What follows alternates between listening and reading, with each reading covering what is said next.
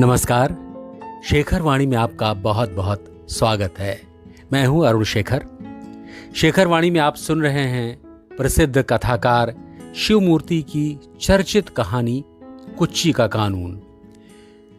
कुच्ची के कानून में पहले भाग में आपने सुना कि जब कुच्ची का पति मर जाता है तो किस प्रकार उसको दुख के दिन देखने पड़ते हैं और उसके माँ बाप उसे ले जाने के लिए आते हैं, लेकिन ऐसी परिस्थिति बनती है कि उसे ससुराल में ही रुक जाना पड़ता है।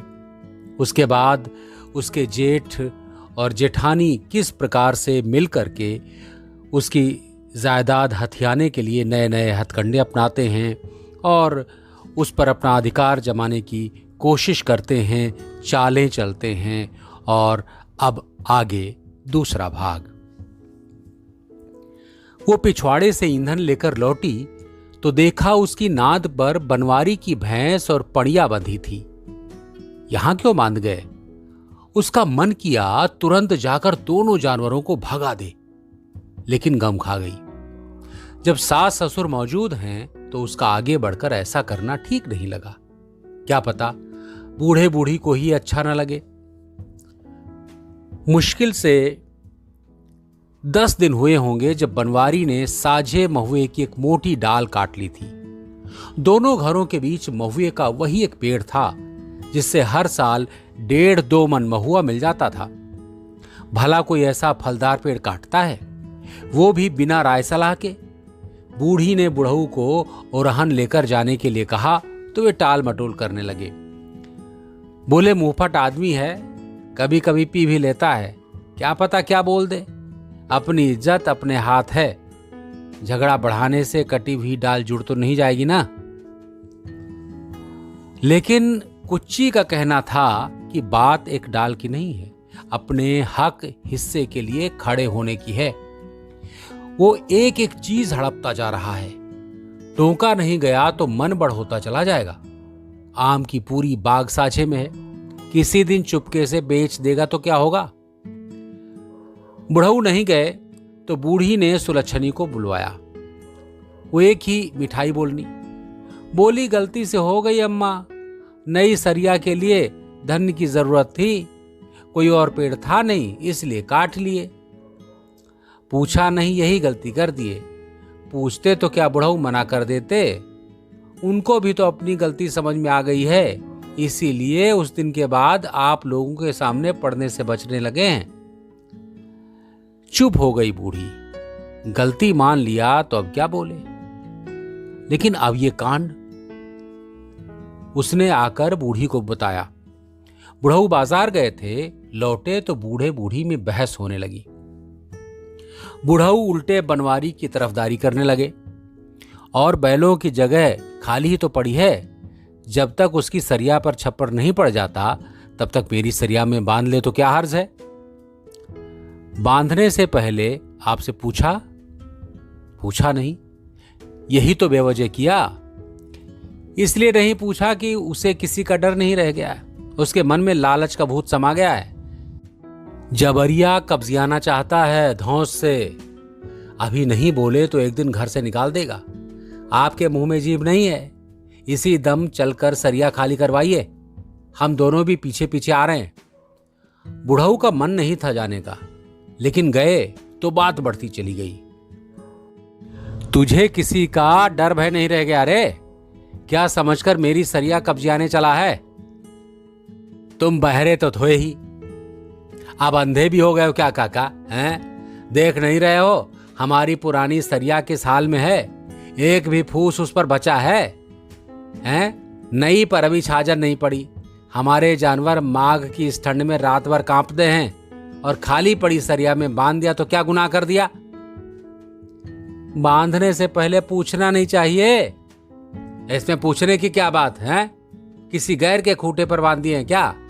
हनुमान के बाद अब मेरा तेरा क्या सवाल रह गया है? क्यों, हनुमान के साथ हम भी मर गए हैं क्या? तुम्हारा रवैया हम शुरू से देख रहे हैं। पहले मोटरसाइकिल दबा के बैठ गए, फिर आबादी की जमीन घेर ली, फिर महुए के डाल काट ली, अब सरिया कब्जिया रहे हो, कल को घर में घुस आओगे, क्या मतलब है इसका? अरे काका, जब खूंटा ही बूढ़ गया तो आपके जीने मरने से क्या फर्क पड़ गया है? जी लो 10-5 साल, जब तक मन न भरे। उसके बाद तो सब मेरा ही है ना, कि नया खूंटा गाड़ने का इरादा है? तुम इतना आगाही सोच रहे हो बनवारी? अरे आगाही मैं नहीं, तुम सोच रहे हो काका, और समझते हो कि किसी को कुछ पता नहीं है, हैं? तुम्हारे मन में क्या पक रहा है ये मुझे ही नहीं, सारे गांव को पता है। नहीं तो किसके लिए तड़ तड़ पतोहू घर में बैठाकर पोस रहे हो? पड़ोसियों के लिए? लेकिन ईमान से बताना, उस नील गाय जैसी औरत में तुम्हारा कुछ औदता भी है? दीवार की ओट लिए खड़ी कुच्ची के कान में मानो पिघला शीशा पड़ गया। अरे बेशरम, बुढ़ऊ चिल्लाए, लाज शर्म सब घोल कर पी गया। अरे लाज शर्म की सोचते तो घर में ही डाका डालते। गांव के बच्चे बच्चे को पता है कि इसका मुंह बंद करोगे। बेटा तो कुछ उखाड़ नहीं पाया, अब बाप चला है बांझिन से बेटा पैदा करने हैं। बांझिन बाझिन, कुच्ची के कान में गोले दगे। लेकिन कान खोलकर सुन लो, ससुर पतोहू छिनारा करोगे तो सारा गांव चुपचाप देखता नहीं रहेगा। मूड़ मुड़ाकर मुंह में कालिख पोत कर गधे पर बैठाकर सारे इलाके में घुमाया जाएगा। गुस्से में रमेसर की देह से चिंगारी निकलने लगी। वे थोड़ी दूर पड़ा एक डंडा लेकर किचकिचाते हुए उसे मारने दौड़े। बनवारी ने डंडा छीन कर दूर फेंका और बुढ़ऊ को पटक कर लगा मुंह पर ताबड़तोड़ मुक्का जमाने। बुढ़ऊ चिल्लाए, अरे मार डाला रे, बचाओ। कुच्ची दौड़ते हुए पहुंची तो बनवारी बुढ़ऊ की छाती पर बैठा उनका गला दबा रहा था। बुढ़ऊ गौ गौ करते छटपटा रहे थे। कुच्ची ने बगल से बनवारी के बाएं कंधे पर एक लात हुमचा। बनवारी उलट गया, लेकिन उलटते उलटते उसके हाथ में कुच्ची की साड़ी आ गई। उसने अपना सारा जोर साड़ी खींचने में लगा दिया। साड़ी सरसरा कर खुलने लगी। आधी साड़ी कुच्ची के हाथ में, आधी बनवारी के। तब तक क्या करते हो, क्या करते हो कहते हुए दोनों के बीच सुलक्षणी कूदी। उसने बनवारी के हाथ से साड़ी छीनकर कुच्ची के ऊपर फेंका और बनवारी की बांह पकड़कर घर की ओर घसीटने लगी। सुलक्षणी की पकड़ से छूटना कितना मुश्किल, आधे झटके में छूट जाता, लेकिन वो खुद छूटना नहीं चाहता। एक ही लात खाकर वो दहल गया है। एक बार कुच्ची के भाई ने बताया था कि प्राइमरी स्कूल में ये लड़कों से कुश्ती लड़ जाती थी। बिल्कुल सही बताया था, इसलिए मुड़ मुड़कर गाली देते हुए वो सुलक्षणी की गिरफ्त में चलता चला गया।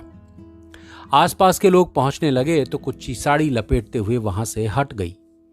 लोगों ने रमेसर को खड़ा किया। वे धूल धूसरित थे, मुंह से खून थूक रहे थे। उनके आगे वाले 3 दांत टूट गए थे, 2 ऊपर के, 1 नीचे का। कुच्ची साड़ी ठीक करके लौटी और रमेसर को सहारा देते हुए घर की ओर ले चली। बुढ़ऊ ओसारे में पड़ी चारपाई पर बहरा पड़े। मेला लग गया। कुच्ची लोटे में गर्म पानी लाई। बुढ़ऊ को बैठाकर कुल्ला कराया गया। कुच्ची ने अंगोछा गीला करके उनके चेहरे और देह की धूल माटी पोंछी, फिर लेटाकर रजाई उड़ा दी गई। वे आंख बंद करके कराहने लगे। लोग बनवारी की ज्यादती के लिए बुरा भला कहने लगे। पाटी पकड़कर जमीन पर पैर फैलाए बैठी बुढ़िया लोगों की सहानुभूति पाकर रोने लगी। थोड़ी देर रोती रही, फिर आंखों देखा हाल सुनाती कितनी बेदर्दी से घूंसे मार रहा था, छाती पर चढ़कर हुमच रहा था। भतीजा नहीं दुश्मन है, बहू न पहुंच पाती तो मार ही डालता। अचानक कुच्ची को इस महाभारत की जड़ याद आई। उसने नाद में बधी बनवारी की भैंस और पड़िया के पगहे खोले और 2-2 डंडे मारकर सिवार की ओर खदेड़ दिया। लोग एक एक करके लौटने लगे। बुढ़ऊ का दर्द बढ़ गया। पीठ में धुस चोट लगी थी और कोहनियां छिल गई थी। कुच्ची कटोरी में हल्दी तेल गरम करके लाई और सास बहू रजाई के अंदर हाथ डालकर बुढ़ऊ की मालिश करने लगी। आधी रात होने को आई। चारों तरफ सन्नाटा छा गया। बुढ़ऊ की कराह बंद हो गई। तब बूढ़ी ने बहू से कहा, जाकर चूल्हे पर चावल दाल चढ़ा दे। बूढ़ी देर तक पाटी पर सिर टेक कर आंखें मूंदे बैठी रही। बुढ़ऊ की देह में हलचल हुई तो कहा, तुम्हारी थाली यहीं भिजवा देती हूं।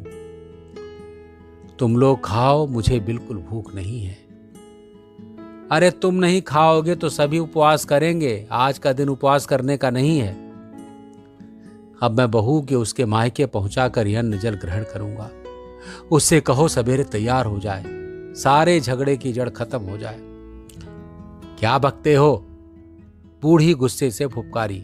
झगड़े की जड़ बहू है कि तुम्हारा वो कसाई भतीजा जिसके मुंह में लगाम नहीं है, जो हमारी खेती बाड़ी और घर द्वार पर ही नहीं, बहू पर भी दांत गड़ाए बैठा है। बहू तो इस घर में ब्याह कर आई है, उसी का तो है सब कुछ। अभी उसे पहुंचा दोगे तो मुझे पकड़कर जंगल तुम ले चलोगे, रोटी तुम सेकोगे। मेरे ठीक होने के बाद वो अपनी मर्जी से जाना चाहेगी तो शौक से बेटी की तरह विदा करेंगी, और रहना चाहेगी तो घर की मालकिन बनाकर रखेंगे। उसे कौन निकाल सकता है? ऐसी बात मुंह से निकाली कैसे? अरे कहां का गुस्सा कहां उतार रहे हो? चीलर के डर से कोई कतरी फेंक देता है। उठो, हाथ मुंह धो।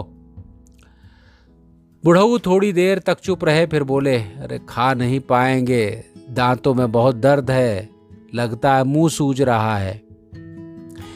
अच्छा, धीरे धीरे गिलास ठंडा दूध पी लो, भिजवाती हूं।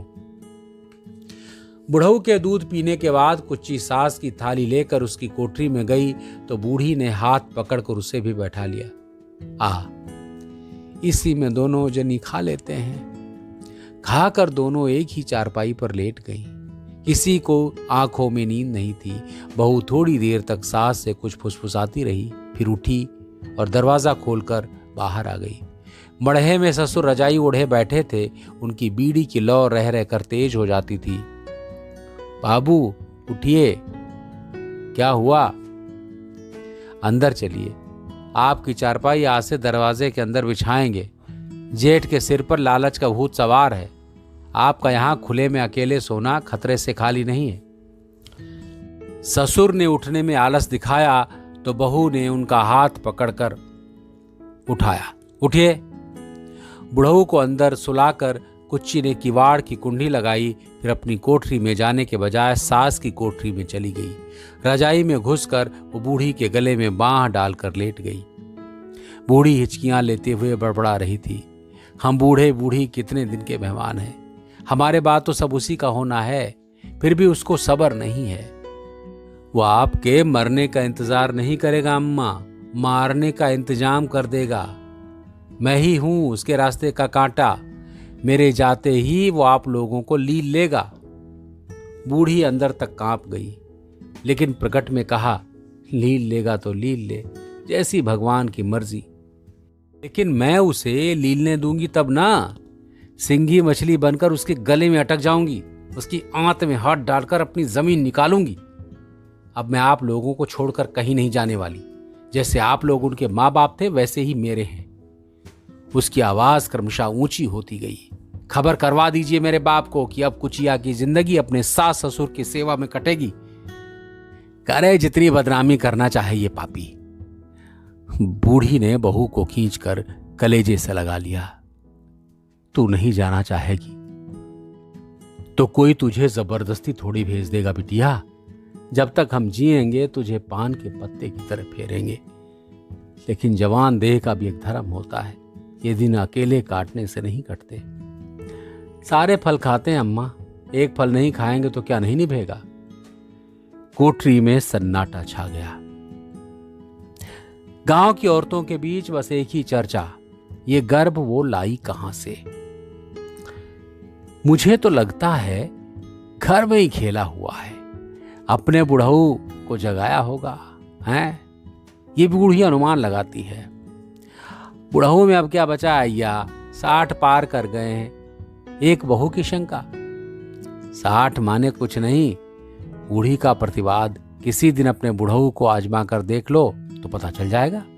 मर्द बर्द और घोड़े कभी बूढ़े नहीं होते। खुराकी मिलती रहे तो चाहे आखिरी दिन तक जोतो। हमारे मिट्ठू के बप्पा कोई देख रही हो? हैं, हनुमान के बाप से 2 साल बड़े हैं। लेकिन जहां महीना 20 दिन गुजरा, लगते हैं काखने खराहने। हैं, क्या तो कमर चिलक गई है, क्या तो नार उखड़ गया है, क्या तो कपार दुख रहा है। दोपहर से ही छलछंद फैलाना शुरू करते हैं। घर की बहुएं जान जाती हैं कि अम्मा के लिए बुलौआ आ गया है। गरम तेल की कटोरी लेकर रात में बुढ़ऊ की मड़ई में जाना पड़ेगा। सब मुंह में आंचल का टोंक दबाकर हंसती हैं, मजाक करती हैं। हे अम्मा, आपकी गौने वाली साड़ी निकाल देते हैं, वही पहन कर जाइएगा। आम धारणा के अनुसार बुढ़ऊ का मतलब 70-80 वर्ष का आदमी होता होगा, लेकिन इस इलाके में इसका मतलब सचमुच इतना बूढ़ा हो ये जरूरी नहीं है।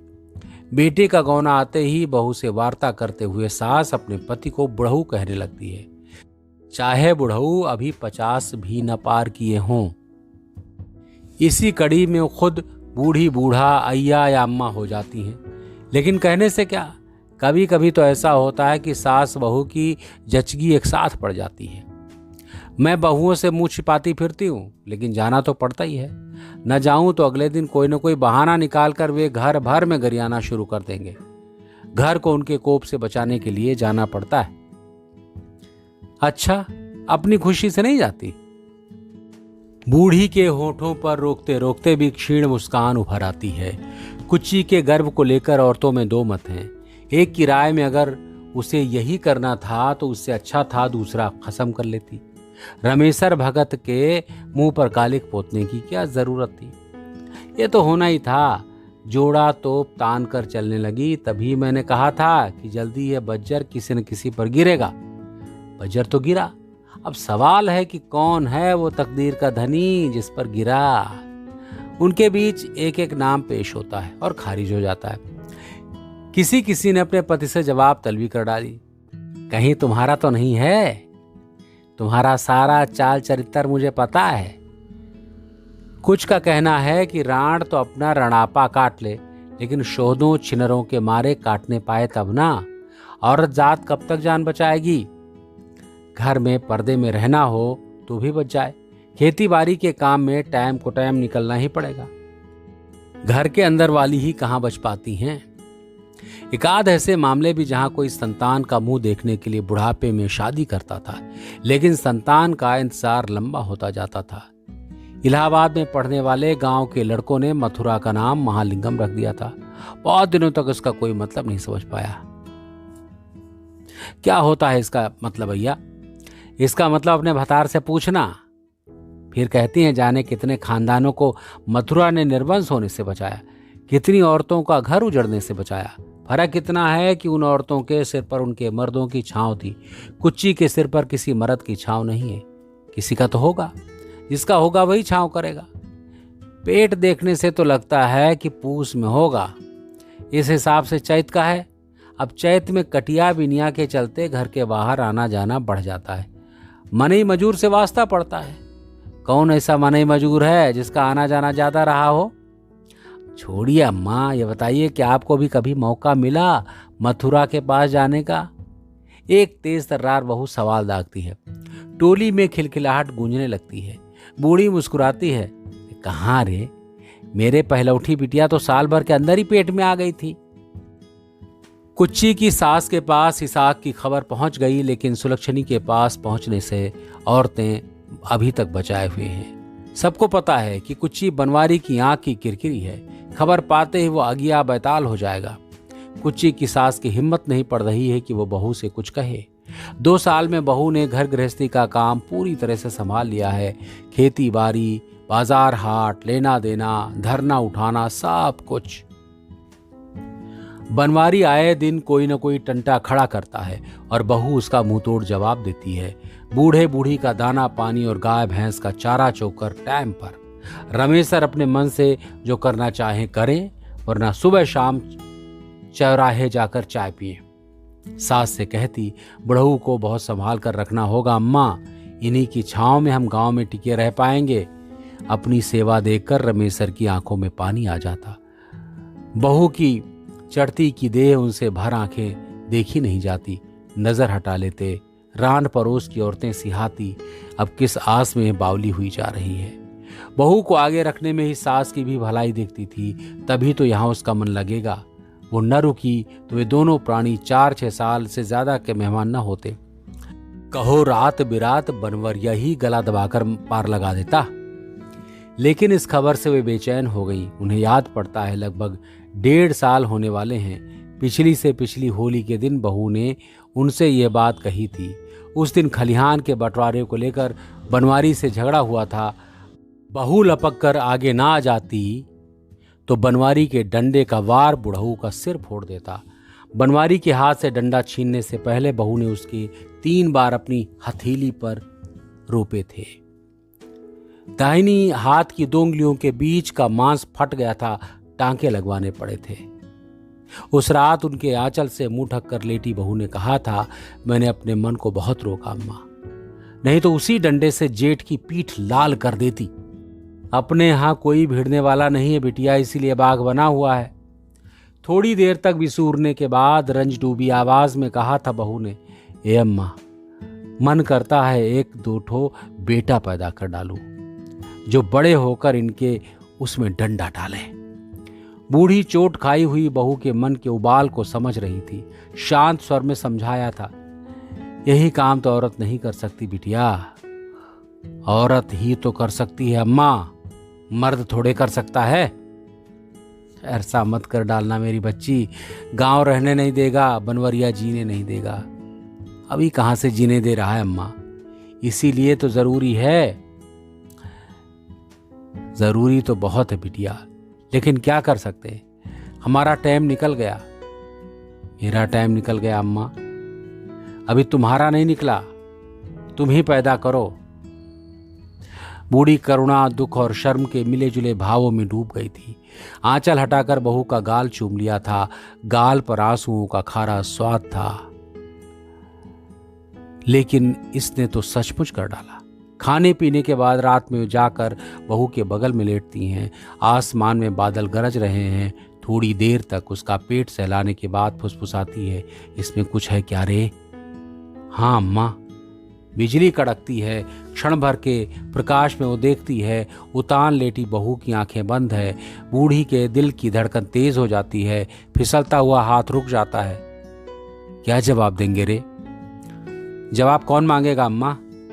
अरे गांव देश टोला पड़ोस, गांव देश हमारा हर्ज गर्ज आफत विपत में आज तक कभी आया है कि जवाब मांगने ही आएगा? लंबी चुप्पी। बाहर छक छकाकर पानी बरसने लगा है। लगता है बहू सो गई। बहू से लेटा नहीं जाता है। बरसात शायद धीमी हुई है। वह अंधेरे में दबे पांव दरवाजे में सोए बुढ़ऊ की चारपाई तक आती है। खर्राटे ले रहे बुढ़ऊ को पाटी पर बैठकर हिलाती डुलाती, सुनते हो? कौन? बहू तो पेट से है। हैं? वे चौंक कर बैठ जाते हैं। हाँ, 4-5 महीने से कम का ना होगा। सारे गांव में खबर है। किसका है? पता नहीं। तूने पूछा नहीं? सोचा पहले तुम्ही से पूछ लूं। अरे मैं क्या बताऊंगा, रात दिन तो साथ में तू रहती है, तुझे तो पता होगा कौन आता जाता है। घर में भला कौन आएगा? तब? अरे तब क्या, बूढ़ी बगल में लेटने की जगह बनाते हुए पूछती है, कहीं तुम्हारा ही तो नहीं है? पागल हो गई क्या? बहू के साथ मेरा नाम जोड़ते शर्म नहीं आती? जरा मेरी ओर मुंह करके बोलिए। बूढ़ी ने बुढ़ऊ का मुंह अपनी ओर घुमाते हुए कहा, तुम्हारा कोई भरोसा है? अभी इतने बूढ़े भी नहीं हुए हो कि चुप कर, बचने की राह खोज और ले जाकर कहीं गिरवा दे। वो गिरवाएगी नहीं। क्यों? पूछा? क्या पूछूं, मैं जानती हूं। बूढ़ी ने खलिहान के झगड़े वाली रात में कही हुई बहू की बात बताई कि जोड़ा, इसके अलावा 5 महीने का बच्चा अगर जाएगा तो मां को साथ लेकर जाएगा। क्या? और क्या, इतना खून खच्चर होगा तो दोनों जाएं, गरे कटे। भोर में जब सास अपनी चारपाई पर लौटी तो वहां बहू आड़ी तिरछी लेटी हुई मिली। क्या कहा बुढ़ऊ ने अम्मा? बहू क्या कहेंगे, बिगड़ तो नहीं रहे थे? बिगड़ कर क्या कर लेंगे, जो बिगड़ना था बिगड़ चुका। बिगड़ा नहीं अम्मा, बना है। थोड़ी देर तक चुप्पी, फिर बूढ़ी बहू का चेहरा अपनी दोनों हथेलियों में लेकर पूछती है, जिसका है उसके साथ निकल तो नहीं जाएगी? लगी तो पहले भी थी, गांव में ऐसी आग एक नहीं कई बार, लेकिन उन्हें समय रहते बुझा दिया गया था। ये तो डंके की चोट पर कह रही है कि पैदा करूंगी। बनवारी खुश है। इस बार ऐसा पेंच फंसा है कि या तो रमेशर इस कुलच्छनी को घर से निकालेंगे या सारा गांव मिलकर उनके साथ रमेशर और दोनों परानी को गांव से बाहर भगाएगा। कौन चाहेगा कि इसके चलते सारे गांव की बदनामी हो? इस औरत को कौन जानता है, बदनामी तो गांव की होगी। दोनों घरों के बीच में बोलचाल आवाजाही बंद है। सुलच्छनी और कुच्ची ने एक दूसरे को अपने द्वार पर न आने की कसम दे रखी है। सयाने कहते हैं कि उसे रमेशर से बिगाड़ नहीं करना चाहिए था। काका काकी कहकर बूढ़े बुढ़िया के पैर छूता रहता और कुच्ची के खिलाफ दोनों के कान भरता रहता तो सब कुछ हासिल हो जाता। सब कुछ माने सब कुछ, लेकिन चूक हो गई। इस बार वो अकल से काम लेगा, खुद सामने नहीं आएगा, पूरे गांव को मुकाबले में खड़ा कर देगा। शायद बनवारी ने कुच्ची के मायके तक खबर पहुंचा दी। उसका छोटा भाई मिलने आया है। रमेशर कहीं निकले हैं। कुच्ची की सास ओसारे में चारपाई पर दरी बिछाकर उसे बैठाती है। एक कटोरे में दही, गुड़ और लोटे में पानी लाकर देती है। फिर भीतर जाकर चूल्हे में रोटी सेंकती बहू को खबर करती है। कुच्ची फूला हुआ पेट लेकर सामने आने में सकुचा रही है। किवाड़ की आड़ से हालचाल पूछती है। बहुत दिनों बाद खबर लेने आए भैया। माई से कहना मेरी जान सूली पर टंगी है, उनसे मिलने का मन बहुत हड़कता है। भाई आंख नहीं मिलाता है, शून्य में देखते हुए कहता है, माई ने कहलवाया है कि कुचिया मायके लौटने की न सोचे, वो मेरे लेखे मर गई। वो सिहर जाती है। माई ने कहलाया है कि बड़की भाभी ने? दोनों ने। और बप्पा ने क्या कहलाया है? पप्पा को कुछ पता नहीं है। और तुम क्या कहते हो? भाई जिसको उसने गोद में खिलाया है चुप रह जाता है। तुम भी अपने मन की बात कह दो दीपू। भाई खड़ा हो जाता है। पानी तो पी लो बबुआ, सास कहती है। माई ने मेरे घर का पानी पीने से भी मना किया क्या? भाई सिर झुकाकर बाहर निकल जाता है। वो किवाड़ की आड़ से बाहर आते हुए कहती है, जाकर माई से कहना मैं उनके घर की ओर मुंह करके रोऊंगी भी नहीं। जहां जो मिलता है बनवारी उससे कुच्ची की करतूत का बखान शुरू कर देता है। जो लोग नौकरी करने, वकालत, मुंशियाना करने या राजगिरी दिहाड़ी कमाने शहर में जाते हैं, उनके पास कहाँ फुर्सत है बात सुनने की। जो सुनते हैं वे भी हंस देते हैं, हमसे क्या मतलब। ऐतराज हो तो रमेशर दोनों परानी को हो। तुम्हें इतनी बेचैनी क्यों है? बोरिंग का काम मंदा पड़ गया क्या मिस्त्री, जो दूसरे के फटे में टांग फंसाने निकल पड़े? आदमी अपनी बहू बेटी संभाल ले यही बहुत है। पूरे गांव को संभालने का ठेका कौन ले सकता है? उसी में कोई चढ़ा देता है। जब इतना ही दिल पर ले लिया था तो गांव भर में रांड रोवन करने की क्या जरूरत थी? एक रात बाहर से जंजीर चढ़ाकर फूंक दिया होता, घर के अंदर ही सब स्वाह हो जाते और कोई जान भी ना पाता। कुछ लोग मजा लेते हैं। नाक तो सचमुच कट गई तुम्हारे खानदान की बनवारी हैं। इससे तो अच्छा था तुम ही कुछ कर गुजरे होते। हाँ, बूढ़े पुरानों की नजर में जरूर ये गंभीर मामला है। इसने तो पूरे गांव की बहू बेटुओं को बिगड़ने का रास्ता खोल दिया है। ये पूरी बात रस लेकर सुनते हैं, पूछताछ करते हैं, बच्चे के बाप का अनुमान लगाते हैं और पंचायत में पहुंचने का वादा करते हैं।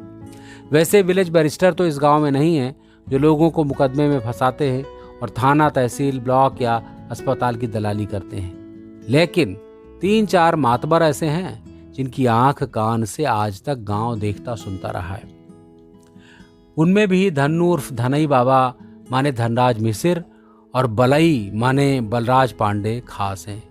उस साल बलई बाबा के सबमर्सिबल ने पानी छोड़ दिया था तो नई बोरिंग का काम रोककर उसने एक लेंथ पाइप अपने पैसे से खरीद कर डाला था। लेकिन लेबर चार्ज की कौन कहे, अभी तक पाइप का दाम भी नहीं दिया।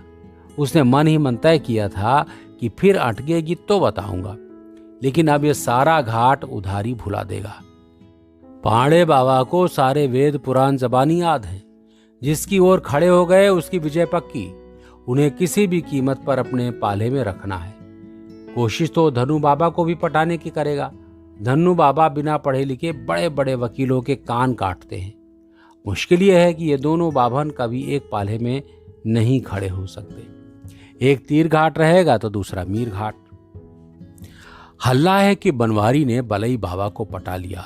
पूछने पर तंबाकू से काले दांतों को निपोर कर हंसता है। राम निवाज मुंशी कहते थे कि जो चमड़े के जूते से न माने उसे चांदी के जूते से मनाओ।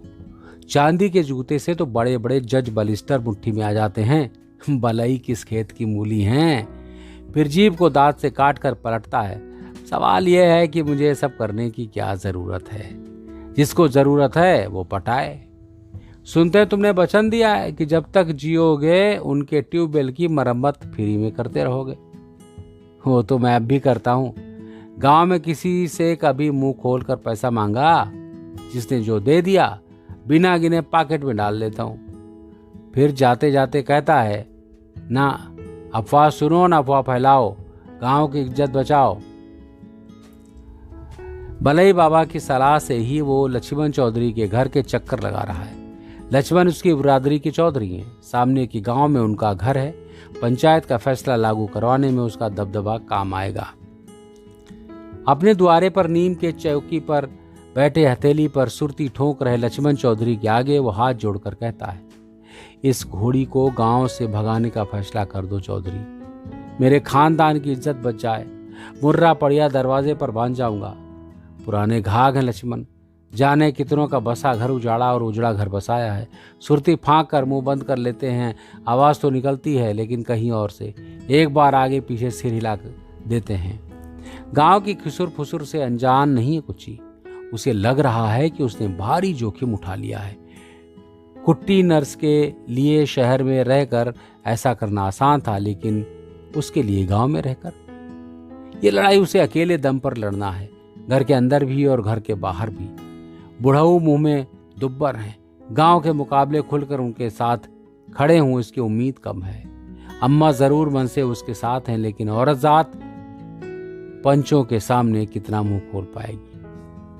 शाम के धुंधलके में वो धन्नू बाबा के घर जाती है। दलान और उसारे के बीच में एक छोटी खांची पलटकर उस पर लालटेन रखी गई है, जिससे आधी रोशनी दलान में और आधी उसारे में बने चूल्हे तक पहुंच रही है। बाबा दलान में संध्या करने बैठे हैं। मिस्राइन अय्या उसारे के चूल्हे में आग सुलगा रही हैं। कोई आल औलाद न होने के चलते इस उम्र में भी खुद ही चूल्हा फूंकना पड़ता है। वो पास जाकर पैलगी करती है। अय्या घूमकर उसे भर नज़र देखती हैं, फिर पूछती हैं, कौन सा आशीर्वाद दे रहे कि 5 पसेरी का बेटवा हो? फिर पास आते हुए कहती हैं, तई का करी डारे रे हैं? अब तो करी डारे अम्मा, कहती हुई कुच्ची चूल्हे के पास जाती है और फूंक मारकर आग जला देती है। लपट से उसका चेहरा लाल पीला हो लगता है। कुच्ची जानती है कि बाबा उसे मानते हैं। जहां मिलते हैं हालचाल पूछ लेते हैं। बहुत पहले एक बार वो सास के साथ खेत से लौट रही थी। रास्ते में मिल गए। वे जंगल से आम की एक हरी डाल घसीटते हुए ला रहे थे। डाल आंधी से टूटकर गिर गई थी। गांव की औरतों को राशन से ज्यादा चिंता जलावन की रहती है। डाल भारी थी। बाबा उसे खींचते खींचते हाँफ गए थे, लेकिन राह में छोड़ भी नहीं सकते थे। कोई उठा ले जाता। कुच्ची के सिर पर घास की खांची थी। खांची उसने सास के सिर पर रखा और डाल को एक झटके में उठाकर उनके कंधे पर रख दिया। लाकर सीधे बाबा के द्वार पर गिराया। पीछे पीछे आते बाबा रास्ते भर उसे असीसते रहे। उसके बल और स्वभाव की तारीफ करते रहे।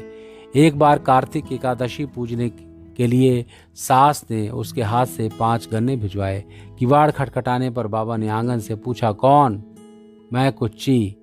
बाबा बाहर आए और हंसते हुए पूछा, ये बता कुच्ची, तेरा बचपन का नाम है कि कुछवती होने के बाद पड़ा? कुच्ची ने सुन रखा था कि बाबा जितने ज्ञानी हैं उतने ही मजाकिया भी।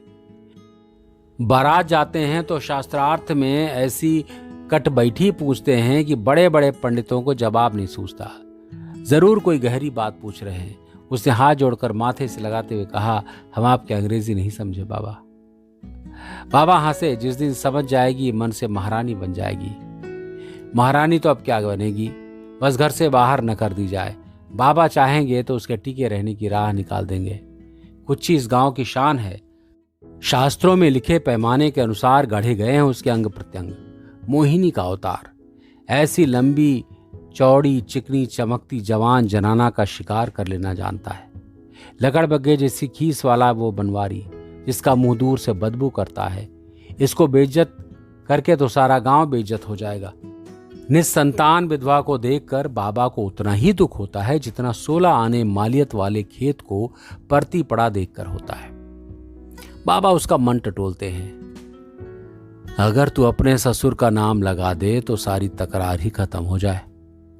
लेकिन मैं झूठ नहीं बोलना चाहती बाबा। सही बात यह है कि मुझे बच्चे की तलब लगी, जरूरत लगी और मैंने कहीं से इंतजाम कर लिया। मैं अपनी बात पर कायम रहना चाहती हूं। कोई बात नहीं, तू पहली औरत थोड़े है जो इस तरह मां बनी है। जब से दुनिया बनी है ऐसे अनगिनत बच्चे पैदा होते रहे, एक से बढ़कर एक प्रतापी, एक से बढ़कर एक महारथी। बाबा ने उसे कर्ण, हनुमान, सीता, 5 पांडवों आदि की पैदाइश के किस्से सुनाते हुए कहा कि तू पहली औरत है क्या जो कह रही है कि अपनी जरूरत से पैदा कर रही हूं। ऐसा 16 आने का सच कौन बोल पाया है आज तक। वो 3 दिन बाबा के पास गई और 3 लोग का ज्ञान लेकर लौटी। वो तो डरी हुई थी कि बाबा डांट कर भगा न दे। बाबा से मिले सहारे से उसे सुघरा ठकुराइन के पास जाने की हिम्मत पड़ी। सुघरा बोली, देखो भाई, सास ससुर की लाठी बनकर रहने के लिए दूसरा घर नहीं किया। इसे आज के जमाने में समझदारी का काम नहीं कहेंगे। हाँ, पीठ ठोकने का काम जरूर है। अब गैर से गर्भ ले आई, ये तो एकदम नया चलन है। लेकिन तू बुलाने आई है तो पंचायत में आऊंगी और जो सही लगेगा बोलूंगी। बनवारी ने दौड़ धूप कर आधे गांव को पंचायत में आने के लिए राजी कर लिया। अभी क्वार लगा ही है, धान की फसल पक रही है, जानवरों को चारा पानी देने और दुधारुओं को सुबह शाम दूहने के अलावा कोई काम नहीं है। आधे घरों के खूंटे पर तो कोई जानवर ही नहीं। पंचायत के लिए इससे ज्यादा फुर्सत का समय और कब मिलेगा। 8-10 दिन से पानी नहीं बरसा, जमीन सूखी हुई चट्ट है। मिठौवा महुए के नीचे उगी हाथ भर की घास पीली पड़ने लगी है। बैठने के लिए टाट जाजिम तक की दरकार नहीं है। कुछ दूर तक मिठौवा की 3 जड़ें जमीन के ऊपर उठकर तीनों दिशाओं में जाकर अंदर धंसी हैं। बैठने के अलावा इन पर पीठ भी टिका सकते हैं। औरतों और बच्चों का एक झुंड बनवारी के पीछे कुएं की जगत पर जमा है। गांव भर में यही अकेला कुआं है जो जीवित है। बलई पांडे कहते हैं, शुरू करिए, दिन लटक गया।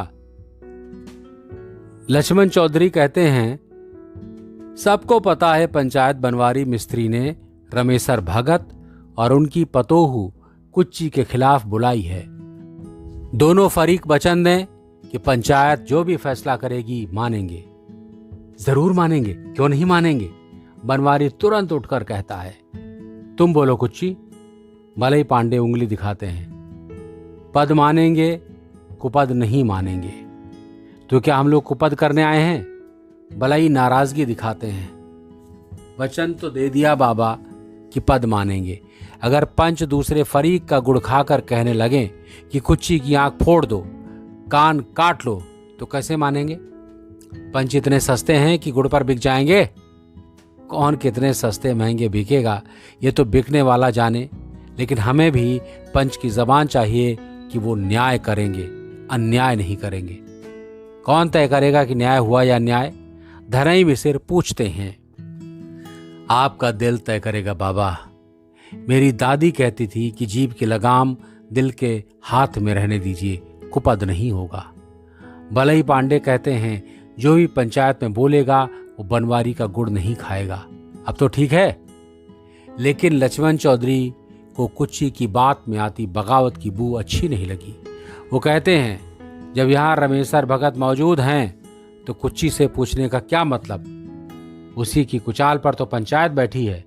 जो भी सजा जुर्माना होगा उसी पर होना है और भुगतना है रमेशर को। तो रमेशर वचन दें। रमेशर अपनी जगह खड़े होकर हाथ जोड़ते हैं। पंच तो भगवान बराबर हैं चौधरी साहब। भगवान से बाहर कैसे चले जाएंगे। हम पंच का मान रखेंगे, पंच अपनी लाज रखें, इसी में सब समाया है। ठीक है। बलई बाबा कहते हैं, बनवारी अब तुम अपनी उजूरदारी लगाओ। बनवारी कंधे पर पड़ा तौलिया हाथ में लेकर खड़ा होता है। दोनों हाथ जोड़ता है तौलिया माथे से लगाता है और भोली सूरत बनाकर शुरू करता है। पंचों, सबको पता है कि इस पंचायत की जरूरत क्यों पड़ी। हनुमान मेरे लिए सगे भाई से बढ़कर था, समझो मेरा दाहिना हाथ था। हनुमान की अकाल मौत से हम सबकी कमर टूट गई। उसकी बेवा की अभी कोई उम्र नहीं है। हमारे ऋषि मुनि कह गए हैं कि जवानी अंधी होती है, उस पर किसी का जोर नहीं चलता। इसलिए हम सभी चाहते हैं कि वो दूसरा घर कर ले। काका काकी को हम खुशी खुशी संभालते ता जिंदगी, लेकिन इस औरत के मन में जाने क्या पक रहा था कि कहीं जाने को राजी न हुई। क्यों? तो सास ससुर की सेवा करेंगे। बड़ी अच्छी बात है। कैसी सेवा की इसने, ये तो काका जाने, लेकिन मेरे खानदान की नाक जरूर कटा दी है। पता चला है कि इसे 6 महीने का पेट है। ये कहां से मिला, किसका है? काका बतावे या ये बतावे? काका ये भी बतावें कि सारा पाप जग जाहिर हो जाने के बाद भी उसे अपने घर में क्यों रखे हैं, कब तक रखेंगे, किसके लिए रखेंगे? पंच बतावें कि ऐसा कलंकी मुंह देखने से गांव वालों को कब मुक्ति मिलेगी।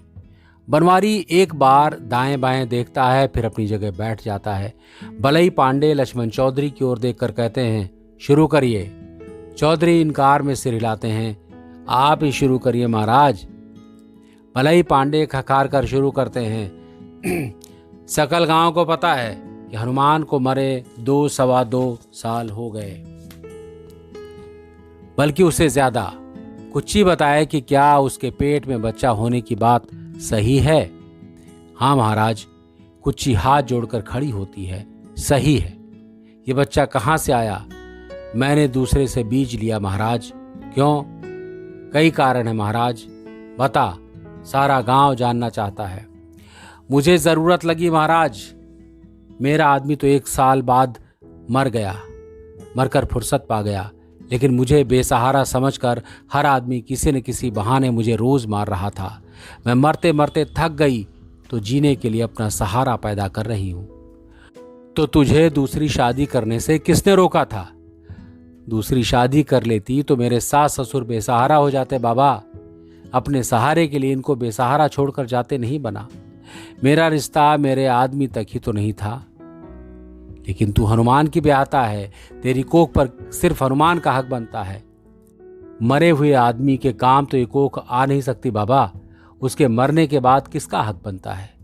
दूसरा मर्द करेगी तो उसका हक बनेगा। दूसरा मैंने किया नहीं तो किसका बनेगा?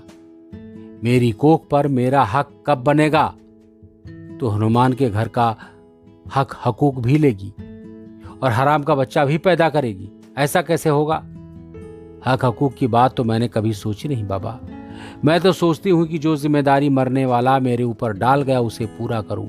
मेरी सास पोते का मुंह देखना चाहती थी, मेरा आदमी बेटे का मुंह देखना चाहता था। उसने तो नाम भी सोच लिया था, बाल किशन। मैं खुद बेटी चाहती थी, नाम सोच रखा था किशन कली।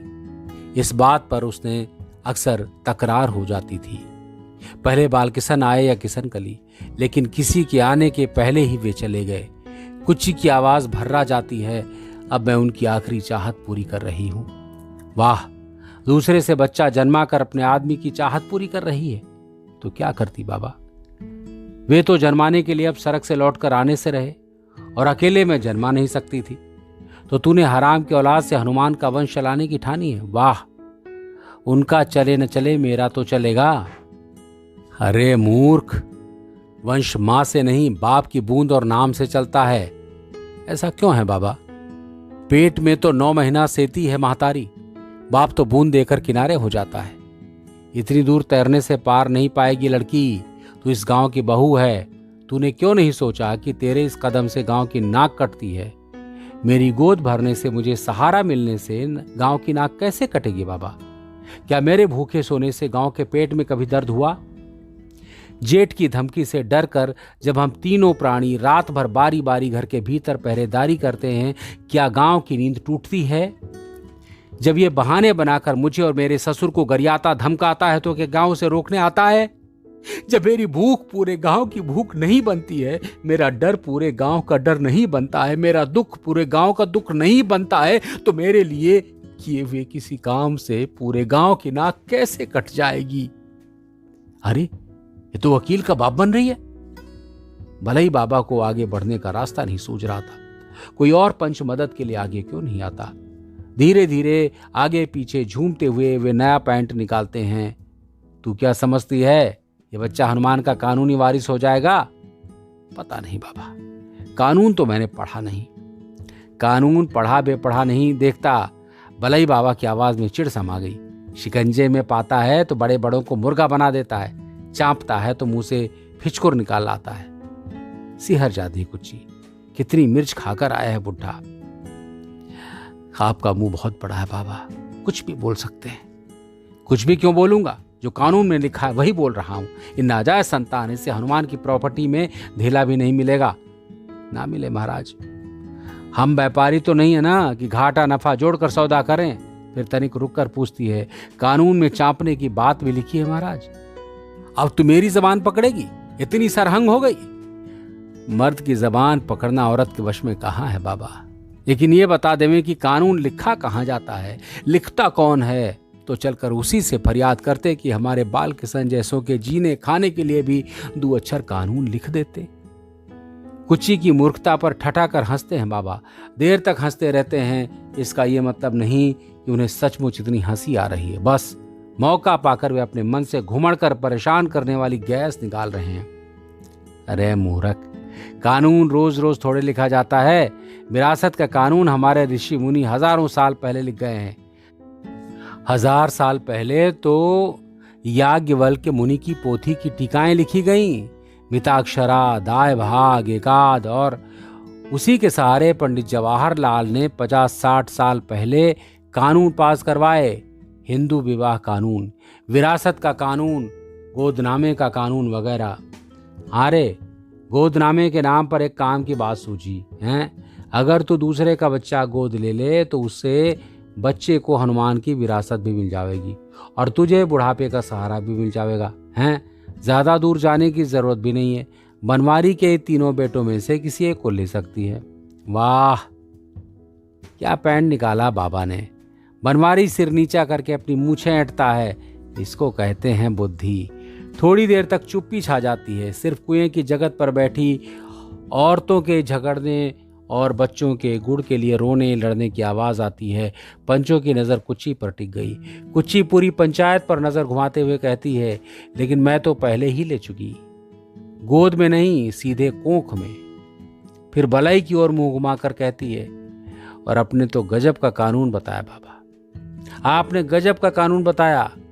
दूसरे का पैदा किया हुआ गोद ले लूं तो उसे सब कुछ मिल जाएगा, और अपनी कोख से पैदा करूंगी तो उसे कुछ नहीं मिलेगा। वाह, जो मेरी कोख से पैदा होगा उसका आधा चाहे जिसका हो, लेकिन आधा खून तो मेरा होगा। गोद लेने वाले बच्चे में तो मेरे खून की एक बूंद भी नहीं होगी। दोनों में से मेरा ज्यादा सगा कौन हुआ? वो सिर घुमाकर चारों तरफ देखती है। मुझे तो विश्वास नहीं होता कि पंडित जवाहरलाल ऐसा अंधा कानून पास कराए होंगे। फोटो में तो बहुत गऊ आदमी लगते हैं। लोग हंसने लगते हैं। है भाई, यह तो बालिस्टर का कान काट रही है। भले ही बाबा झुंझला जाते हैं। अब इस गांव में कुच्ची का कानून चलेगा बाबा? पीछे से कोई कूट करता है। लग तो यही रहा है, भले ही कहते हैं। तुलसी बाबा ने सही कहा है, युवती नारी नृपति वश नाही। किसी और को कुछ पूछना हो तो पूछे। अब पंचों में से किसी को बोलने की जल्दी नहीं दिखती। सब दूसरे को पहले सुनना चाहते हैं। ये बेहली बूढ़े चौधरियों के दांत से फूटने वाली नहीं लगती। कोई ठिठोली करता है। धन्नू बाबा लक्ष्मण चौधरी को इशारा करते हैं, बढ़िए। लक्ष्मण चौधरी इनकार में सिर हिला देते हैं, आप ही बड़े महाराज। अच्छा कुची, धन्नू बाबा कहते हैं, पहले तो तू अपनी जगह बैठ जा। घंटे भर से खड़ी है, अब बैठे बैठे ही जवाब दे। कुची सूखी घास पर बैठ जाती है।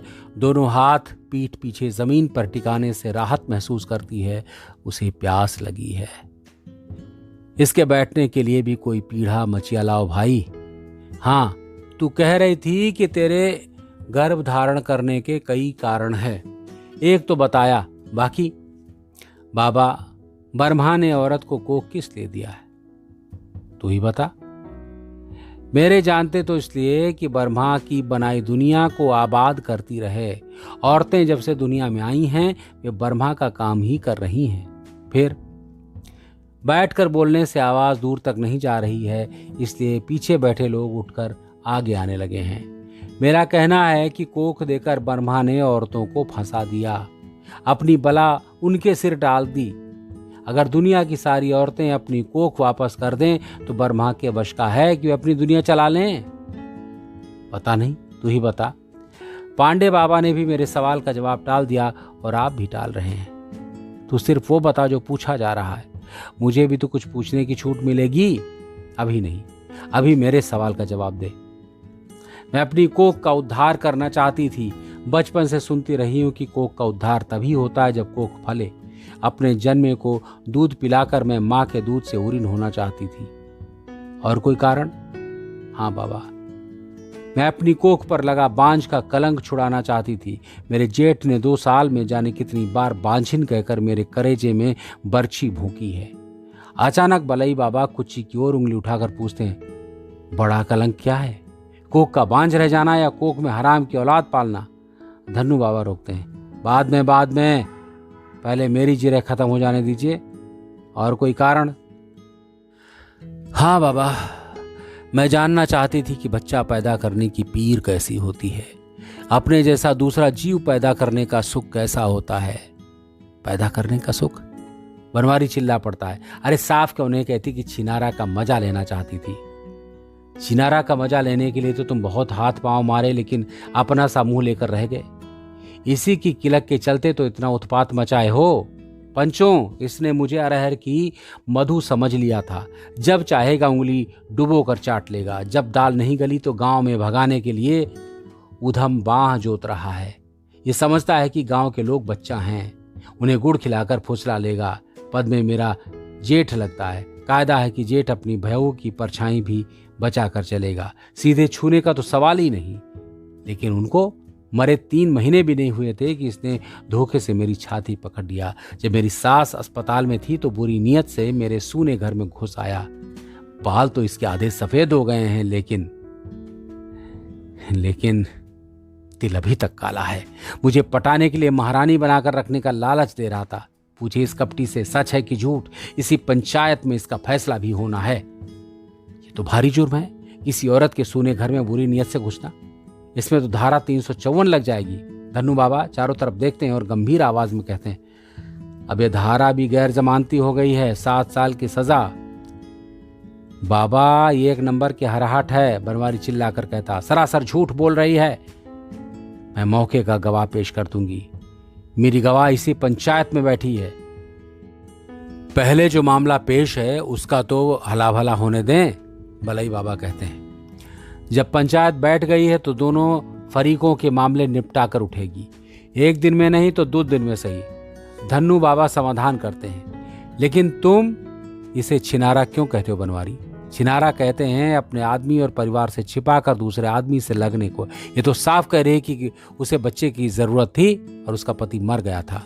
मर गया तो सबर करती, बलई गरजते हैं। और अगर इसकी जवानी चर्राई थी कि धरा थामा नहीं रही थी तो दूसरा सांड जैसा भतार खोज लेती।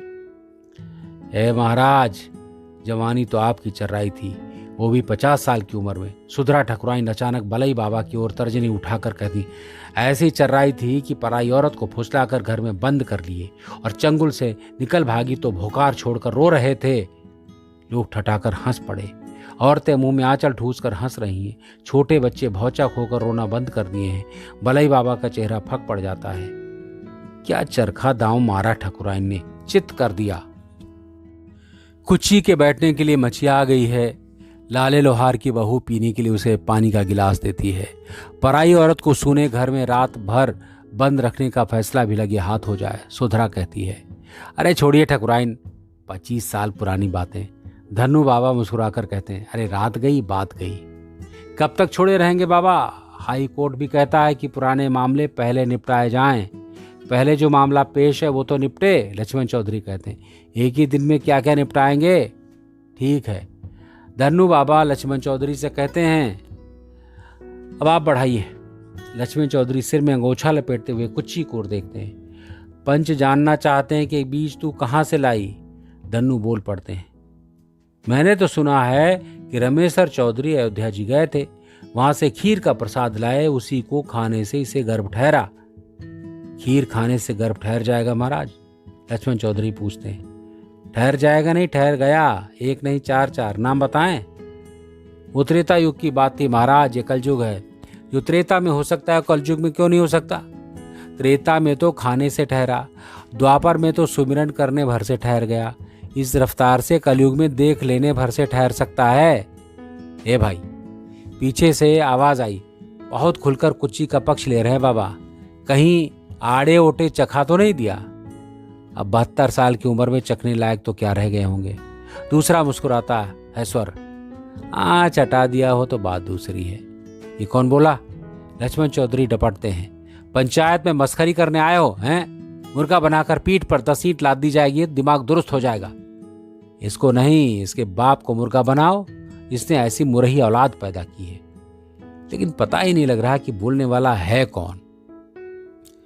कुएं की जगत पर बैठी दुल्हनों के झुंड में खीर की बात सुनकर हंसी की लहर दौड़ गई है। एक दुल्हन चतुराइया के कान में मुंह सटाकर पूछती हैं, खीर खाने से खीरा खाने से अय्या हैं? मतलब खीर खाने से कि खीरा खाने से अय्या? फिर हंसी की लहर। तू क्या समझती है, सचमुच खीर खाने से पैदा हो गए? रामायण में तो यही लिखा है। अरे लिखने पढ़ने से सच हो गया? सारा झूठ फरेब तो पढ़े लिखे लोग ही करते हैं। धन्नू बाबा दपटते हैं, तुम लोगों ने उधर क्या गपड़ चौथ शुरू कर दिया है? शांत रहो। कुची मचिया से उठने की कोशिश करती है, लेकिन लोगों के मना करने पर फिर से बैठ जाती है। खीर हलवा खाने और सुमिरन करने से रानी महारानियों के पैदा होते होंगे पंचों। उनकी मदद करने तो देवता पितर सब दौड़ पड़ते हैं, लेकिन हमारे जैसों की मदद करने वाला तो कोई मानुष पुरुष ही होगा। पंच जानना चाहते हैं कि वो मददगार मानुष पुरुष कौन है? जो पुरुष मेरे मन में बस गया, जिसके जैसा बच्चा मैंने चाहा।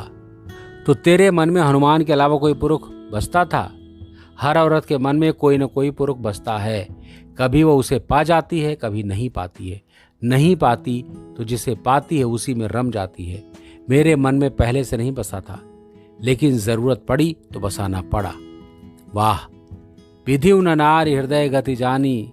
भले बाबा हवा में प्रणाम करते हैं। लक्ष्मण चौधरी हंसने लगते हैं, तू तो पूरी पंडित है कुच्ची। पंचों को भी बता दे कि तेरे मन में बसने वाला पुरुष कौन है। ये गुप्त दान है बाबा। दान करने वाले ने इसी शर्त पर दिया है कि उसका नाम गुप्त रखा जाएगा। क्यों?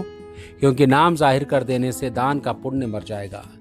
इसलिए तो बड़े बड़े सेठ महाजन गंगा जी में डुबकी लगाकर लाखों की मोहर असरफी दान करते हैं, और बाएं हाथ को पता नहीं चलता कि दाहिने ने कितना दान किया। एक बार फिर चुप्पी। अरे लक्ष्मण चौधरी का ही नाम लगा दे, कोई मनचला कूट करता है। इनसे पूरे गांव के लिए पूरी तरकारी का भोज लिया जाएगा। लिहाड़ी लेने और व्यंग बोलने में इस गांव के लोगों का जवाब नहीं। ये मौका मिलने पर फप्ती कसने से नहीं चूकते। कभी कभी आवाज बदल कर भी लक्ष्मण चौधरी बनावटी गुस्सा करते हैं। वाह भाई, वाह भाई, मजा मारे गाजी मियाँ, धक्का सहे मुजावर। सामूहिक हंसी। अच्छा ये बता, अपने यहाँ तो मिलवई लाने का भी चलन है। तूने दूसरा घर नहीं करना था तो कोई मिलवई ही खोज लेती। बहुत लोग अकेले पड़े जिंदगी काट रहे होंगे, वो तेरे काम भी आता और तेरी खेती बाड़ी भी संभालता। पहली बात तो ये कि हाथ पैर चलते मेरे सास ससुर मिलवई क्यों आने देते?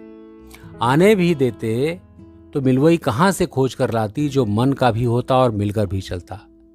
सास ससुर की सेवा के लिए मैंने दूसरे घर का वर का मोह त्यागा।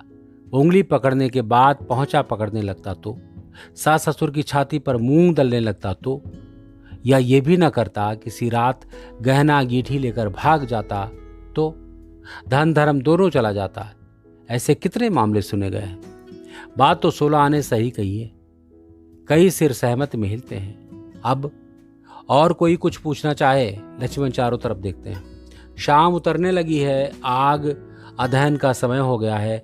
मामला किसी सिरे चढ़ता नजर नहीं आता है। अभी बच्चे भूख से रोना शुरू कर देंगे। चारा देना है, गाय भैंस दूहना है, इक्का दुक्का आदमी और 2-2, 4-4 के झुंड में औरतें सिर झुकाकर धीरे धीरे खिसकने लगी हैं। लक्ष्मण चौधरी को लग रहा है कि जितनी जल्दी फैसले तक पहुंचने की सोचा था वैसा होता नहीं दिखता।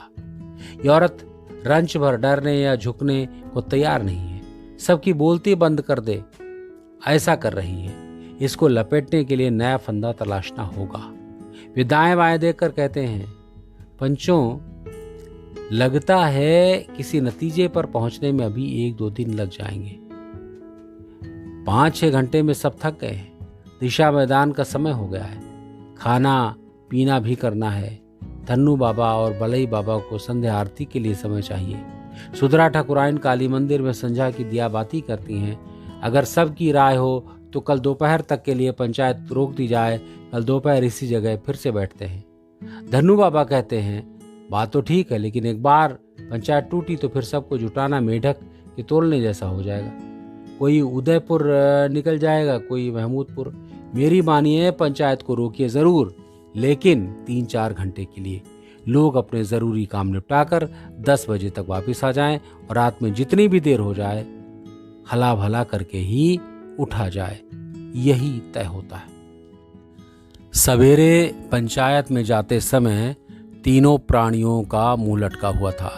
कोई किसी से बात नहीं कर रहा था, लेकिन बहू का सवाल जवाब सुनकर रमेसर दोनों प्राणियों की अटकी हुई सांस इस समय सम पर चल रही थी। रमेसर लौटते ही जानवरों का चारा पानी करने में लग गए। पंचायत के डर ने कुची को कल के ही अपनी गिरफ्त में ले लिया था।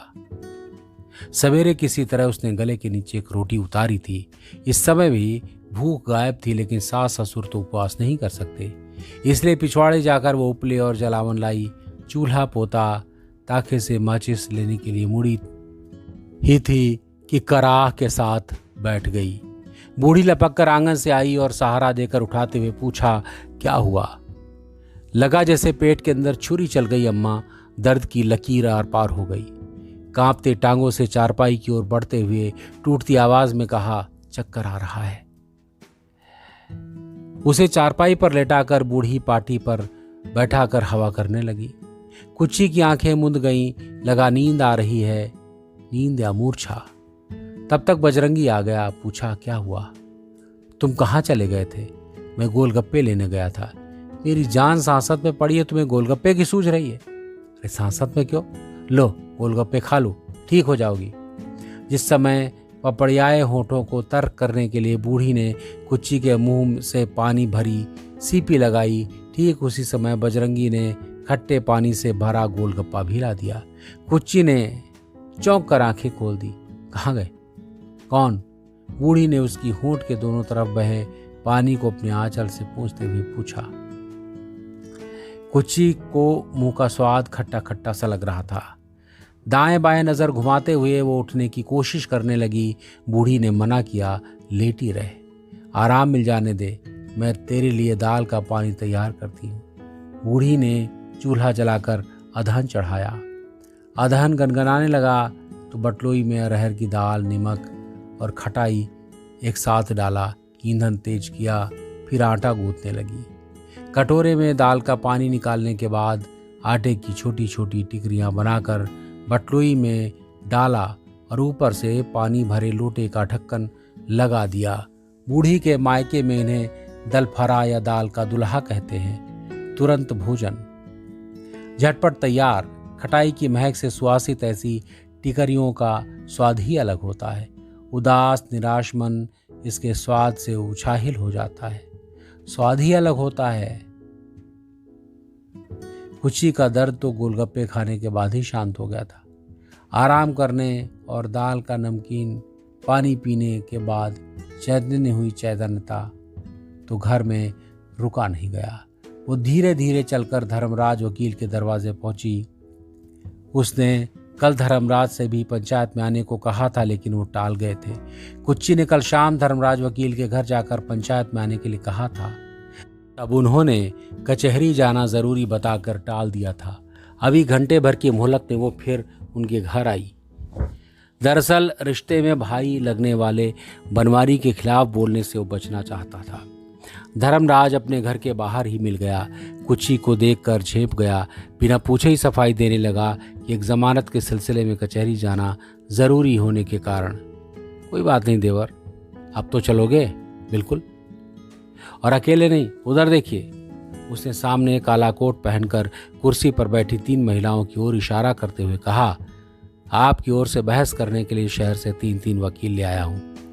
कुच्ची ने हाथ जोड़कर तीनों का नमस्कार किया। धर्मराज ने परिचय कराया, यही है हमारी कुच्ची भौजी, और भौजी ये है मनोरमा जी, जिला महिला मोर्चा की अध्यक्षा। साथ में 2 और पदाधिकारी। औरतों के खिलाफ कहीं भी होने वाले और जुल्म के खिलाफ ये हमेशा जान लड़ाने को तैयार रहती हैं। वकील तो हैं ही। कुच्ची ने एक बार फिर से सिर झुकाया। धर्मराज ने इस विचित्र पंचायत की बात सुनकर ये सभी कुच्ची से मिलने के लिए आतुर थी। जरूरत पड़े तो कुच्ची के पक्ष में बोलने का मन बना कर आई है। किसी से बीज लेना, बच्चा पैदा करना, ऐसी कल्पना से ही सब रोमांचित है। कोई औरत उसके अधिकार की मांग कर सकती है, ये तो उन्होंने सपने में भी नहीं सोचा था कभी। और ये मांग एक ऐसे गांव की 7वीं पास औरत भरी पंचायत में कर रही है, जहां न सड़क है न स्कूल है, जहां के लोग आज भी कुएं या हैंडपंप का पानी पीते हैं और लालटेन या ढिबरी के प्रकाश में जीते हैं, जहां 24 घंटे में 4-6 घंटे बिजली का लगातार रह जाना किसी चमत्कार से कम नहीं है। उनके संगठन की अधिसंख्य महिलाएं परिवारदार हैं, बेटी बेटा ब्याह चुकी हैं या ब्याहने वाली हैं। जब तक कोई औरत शरण, सुरक्षा और रोटी के लिए किसी पुरुष पर निर्भर है, वैसी मांग कैसे कर सकती है? ऐसी मांग का समर्थन करते हुए अखबार में फोटो छप गया तो घर से निकाल दी जाएगी। उनका संकोच देखकर धर्मराज कहता है, आप सबकी मौजूदगी ही बहुत कुछ बोलेगी, चलिए। कुच्ची की पुकार सुनकर बिसुन प्रधान का ड्राइवर बाहर आते हुए ऊंची आवाज में बताता है कि प्रधान जी तो ब्लॉक से ही ससुराल चले गए। मैं खाली बुलेरो लेकर लौटा हूं। फिर पास पहुंचने पर धीरे से कहता है कि भीतर हल्के के सिपाही के साथ चा पकौड़ी काट रहे हैं, लेकिन बाहर नहीं निकलेंगे। आवाज घोटाले की जांच में FIR दर्ज हो गई है। जमानत का इंतजाम होने तक छुपे छुपे दिन काटना है। इस बीच मिठुआ ने 2 गैस बत्ती जलाकर महुए की डाल से लटका दिया। पास से जा रहे बिजली के खंभे में कटिया लगाकर उसमें 100 वाट का बल्ब लटका दिया गया। रात 12 बजे बिजली आ जाएगी। दोपहर से शुरू हुई इस पंचायत के सवाल जवाब की शोहरत दूर तक फैल गई है। पड़ोस की बाजार में आंगनबाड़ी की कार्यकर्तियों, ग्राम सेविकाओं, स्वास्थ्य केंद्र की दाइयों, बैंक और ब्लॉक की महिला कर्मचारियों और अध्यापिकाओं की एक बड़ी संख्या किराए पर कमरा लेकर रहती है। उनके लिए बड़ा रोमांचक है कि गांव की एक विधवा औरत अवैध गर्भ सेते हुए चौधरियों की घेरेबंदी से अकेले दम मोर्चा ले रही है। ऐसी औरत को देखने सुनने की लालसा उन्हें भी पंचायत में खींच लाई। वे झुंड बनाकर बीच की खाली जगह में बैठी हैं। धर्मराज वकील खुद महुए की जड़ पर बैठ गए हैं। महिला वकीलों के लिए कुर्सी का इंतजाम है। दूसरे पंचों की बराबरी में काला कोट पहनकर बैठी 3 वकील महिलाएं, बाजार से आई औरतों का झुंड पंचों को कुछ असहज कर रहा है। क्या कुच्ची के बुलावे पर आए हैं ये सभी लोग? लेकिन लक्ष्मण चौधरी सांस खींचकर अपने को मजबूत करते हैं, दो टूक कहते हैं, तो तू बच्चे के बाप का नाम बताने को तैयार नहीं है। बच्चे के बाप का नाम जानने की न तो पंचायत को जरूरत है न हक। हक क्यों नहीं है? बताइए कैसे है हक? यह भी बताइए कि पंचायत को सिर्फ सवाल पूछने का हक ही है या जवाब देने की जिम्मेदारी भी है? दोनों। तो मेरे पहले सवाल का जवाब अभी तक क्यों नहीं मिला? टंडो बाबा मेरे सवाल का जवाब पी गए। जब मेरे हाथ, पैर, आंख, कान पर मेरा हक है, इन पर मेरी मर्जी चलती है, तो कोख पर किसका होगा? उस पर किसकी मर्जी चलेगी? इसे जानने के लिए कौन सा कानून पढ़ने की जरूरत है? अभी अभी लौटे हैं बलई बाबा। ठीक से बैठ भी नहीं पाए कि इस लड़की ने सीधे उन पर उंगली उतान दी। वे आग्नेय नेत्रों से कुच्ची की ओर देखकर कहते हैं, फिर कानून बीच में लाई। मैं देख रहा हूं कि बहसा बहसी करने में तू गार्गी से भी 5 हाथ आगे बढ़ गई है। करतूत अहिल्या की और तेवर गार्गी के। अहिल्या जैसी औरतों को 1000 साल तक पत्थर की जिंदगी जीने की सजा मिलती है, ये मालूम है कि नहीं? नहीं मालूम महाराज, लेकिन ये मालूम है कि आप हमें धमका रहे हैं। यहाँ इंसाफ करने के लिए बुलवाया गया है, धमकी देने के लिए नहीं। धमकी नहीं दे रहा, हकीकत बता रहा हूँ। अहिल्या के किस्से से सबक सीखा होता तो आज ये पंचायत बुलाने की जरूरत ही न पड़ती। ऐसा नहीं है महाराज, सुधरा बोल पड़ती है। कुच्ची ने न सही, लेकिन हजारों साल से इस देश में पैदा हो रही औरतों ने जरूर सबक सीखा है। उसी सीख से उसका कलेजा पत्थर का हो गया है। उसी का डर दिखाकर वे आज भी भेड़ के झुंड की तरफ हाँ की जा रही है। लेकिन ये बताइए कि गौतम मुनि ने अपनी सारी मर्दानगी अपनी औरत पर ही क्यों दिखाई? सूर्य घर में घुसकर जिसने छल से अकेली औरत की इज्जत लूटी, उसका आप कुछ उखाड़ नहीं पाए। ऊंच ऐंठता मुस्कुराता सामने से निकल गया। उल्टे खिसियाहट मिटाने के लिए अपनी ही छली गई पत्नी को पत्थर बना दिया। ये कैसा इंसाफ है? इसमें औरत के सीखने के लिए क्या है? बिल्कुल सही। बाजार से आई औरतों के झुंड से आवाज आती है, हम सब अहिल्या हैं, आज भी अहिल्या हैं, आज भी पत्थर हैं, आज भी छली जा रही हैं। सन्नाटा। इन औरतों का शामिल होना बलई बाबा और लक्ष्मण चौधरी के अंदर सिहरन पैदा कर रहा है। सुगरा से उलझने में भी बुद्धिमानी नहीं समझते बलई। एक तो औरत, दूसरे बेवा, तीसरे इसी गांव की ठाकुराइन की जीभ पकड़ सकता है। वो जो बोलेंगे उसी का सिरा पकड़कर ये उन्हें पटखनी दे सकती हैं। सन्नाटे को कुची ही भंग करती है। बाबा, उन औरतों का मामला वे जाने या आप जैसे पोथी पत्रा बाँचने वाले जाने। यहाँ हमें बुलवाया गया है तो हमारी हर्ज गर्ज पर विचार कीजिए। बात से कायल कर दीजिए या कायल हो जाइए। मेरी कोख पर मेरा हक है कि नहीं? क्या कहें, कुछ सूझ नहीं रहा है। ये भी कैसे कह सकते हैं कि उसकी कोख पर उसका हक नहीं है? उसका नहीं तो किसका है? लक्ष्मण चौधरी को भी बेइज्जत होने का डर सता रहा है। लगता है सारी औरतें कुची के पक्ष में खड़ी हो गई हैं। सही कहा है, औरत जात को मुंह नहीं लगाना चाहिए। रमेशर को कटघरे में खड़ा किया गया होता तो अब तक सजा जुर्माना करके फुर्सत मिल गई होती। बनवारी को लग रहा है कि पंच इस औरत का रोया भी नहीं उखाड़ पाएंगे। झुट्ठे तो रमखां बने फिरते हैं। बड़ी देर तक चुप्पी छाई रहती है, फिर इंजन की सीटी सुनाई पड़ती है। एक गैस बत्ती के भुकभुकाने की आवाज आती है। मिठुआ उसे उतार कर उसमें हवा भरने लगता है। मेरे सवाल का जवाब आप सबके मन में है, आप देना नहीं चाहते। अब मैं दूसरा सवाल पेश करती हूँ। मेरे इस सवाल के पेट से ही चौधरी बाबा के सवाल का जवाब निकलेगा। मेरा सवाल है कि फसल का पहला हक किसका है, खेत का कि बीज का? अगर पंच फैसला करते हैं कि फसल पर खेत का हक है तो पंच मुझसे बच्चे के बाप का नाम पूछने के हकदार नहीं बनते हैं। अगर फैसला बीज के हक में होता है तो मैं बच्चे के बाप को पेश कर दूंगी। फसल पर पहला खेत का कि बीज का? छोटे छोटे समूह में तर्क वितर्क शुरू हो जाता है। ये कोई नया सवाल थोड़े है। बलई काका तिरस्कार से कहते हैं, जितनी पुरानी दुनिया उतना पुराना सवाल। इस सवाल के जवाब से तो वे सारे वेद पुराण कलमा कुरान भरे पड़े हैं। हमें भी बता दीजिए बाबा, हमें तो वेद पुराण पढ़े नहीं है। तो तेरे लिए वही गीत फिर से गाना पड़ेगा। दसईपुर की बेड़िन समझ लिया कि बीबी फिर से। दसईपुर का किस्सा कौन नहीं जानता इस लोग में। भीड़ में हंसी की लहर दौड़ गई। यह हम कैसे कह सकते हैं बाबा, आप बड़े हैं, अपने मुंह से बेड़िन बने चाहे पतुरिया। बाप रे, कितना तेज झपट्टा मारती है औरत। लक्ष्मण चौधरी बलई बाबा के बचाव में आ जाते हैं। कहते हैं कि वेद पुराण तो हम भी नहीं पढ़े हैं, लेकिन जो प्रत्यक्ष है उससे हटकर वेद पुराण में क्या होगा? मेरे विचार से तो बीज ही प्रधान है। खेत बीज का हो या बोया जाएगा वहीं पैदा होगा। आम के बीज से आम, बबूल के बीज से बबूल। बोया बीज बबूल का, आम कहाँ से होए? सवाल ये नहीं कि क्या बोने से क्या पैदा होगा, इसे तो पीछे बैठकर हंस रहा वो बग्गड़ भी जानता है। सुघरा बोली, सवाल ये है कि फसल पर हक किसका होगा? यह आदमी अपने खेत में गेहूं बो रहा है, उसके बीज के कुछ दाने बगल के जो खेत में छिटक कर चले गए हैं। तल तैयार होने पर साफ पता चल रहा है कि गेहूं के पौधे बगल वाले के बीज से पैदा हुए हैं। तो क्या गेहूं के खेत वाला जो के खेत में उगे गेहूं के उन पौधों पर अपना हक जता कर सकता है? बिल्कुल नहीं। कई आवाजें आती है, जिसके खेत में पैदा होता है वही काटता है।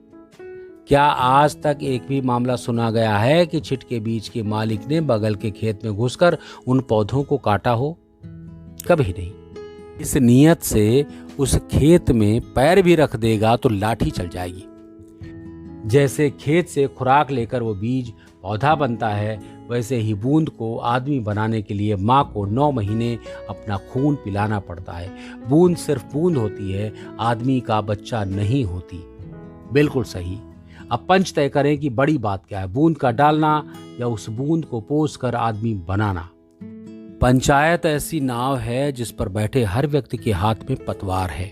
कौन किधर खेकर ले जाने लगे कुछ कह नहीं सकते। बनवारी का धैर्य जवाब दे रहा है। वो खड़ा होकर कहता है, देश दुनिया की नस्ल बाद में सुधारिएगा बाबा, आधी रात बीत चुकी है, मुद्दे पर आइए। मुद्दा तो साफ हो गया है, लमेर पर खेत वाले का हक बनता है। पेड़ पौधों की बात दूसरी है महाराज, लक्ष्मण चौधरी कहते हैं, लेकिन कल को अगर वही लमेर बच्चा माँ का गला दबाते हुए पूछे कि मुझे लमेर क्यों पैदा किया, बोल मेरा बाप कौन था, तो उसके पूछने में अभी 18-20 साल की कसर है। धन्नू बाबा कहते हैं, उसके पूछने तक वक्त ऐसे सवालों का जवाब देने लायक हो जाएगा। आप भी बाबा कुछ ज्यादा ही लंबी हाँक रहे हैं। वक्त भला ऐसे जवाबों का जवाब देने आता है क्या? आता है चौधरी। जाने वाले कितने सवाल का जवाब वक्त दे चुका है। अब कोई वैसे सवाल नहीं पूछता, और वक्त नहीं देगा तो बच्चे की माँ देगी। हमारे आपके पेट में अभी से क्यों दर्द हो रहा है? बनवारी के मन में धन्नू के लिए चिढ़ पैदा हो गई है। साफ लग रहा है कि वे कुच्ची के पक्ष में बह रहे हैं। ऐसे ही थोड़े भगवान ने निर्वसिया किया है। निर्वसिया महानिशील, उसके बिना बोले नहीं रहा जाता। अंगूठा छाप है, इतनी वकालत करता है। 4 अक्षर पढ़ लिए होते तब तो बादर में प्योंदा लगाते। 4 आदमी के बीच में बोलने का सहूर सीखो बनवारी। मैं अंगूठा छाप नहीं, 4 पास हूं, और अंगूठा छाप होना कोई गाली नहीं है। लक्ष्मण चौधरी अंगूठा छाप हैं तो इसका मतलब ये नहीं कि वो जाहिल हैं। जब तुम माँ के पेट से निकले नहीं थे तो इस देश में इमरजेंसी लगी थी। तब बड़े बड़े पढ़े लिखों के गले में पड़ा फंदा अंगूठा छाप लोगों ने ही काटा था। पढ़े लिखे लोग तो डर के मारे बिल में घुस गए थे। एक तीर से 2 शिकार तो सुना था। धन्नू बाबा ने 3 कर लिए। धर्मराज सिर नीचा करके मुस्कुरा रहा है। लक्ष्मण चौधरी को अच्छा लगा। भले सोच में पड़ गए। गांव वालों को ये तो पता था कि वो वोट देने पोलिंग सेंटर नहीं पहुंचे, लेकिन ये तो सनातन की अम्मा भी नहीं जान पाई कि घर से निकलकर वे अरहर के खेत में छिप गए थे। तब धन्नू बिल में घुसने की बात कैसे कह रहा है?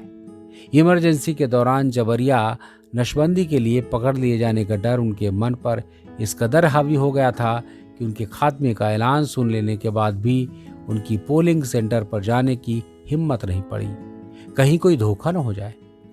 फिर उन्हें लगता है बेकार संदेह कर रहे हैं। धनई आम शहराती पढ़े लिखों की बात कर रहे होंगे, सेठों की, अफसरों की, यूनिवर्सिटी के मास्टरों की, जो जरा सी धूप लगते ही कुंभला जाते हैं, भागकर एसी में घुस जाते हैं। बलई का लटका मुंह देखकर बनवारी के तन बदन में आग लग जाती है। लक्ष्मण चौधरी बीड़ी सुलगाने में लगे हैं।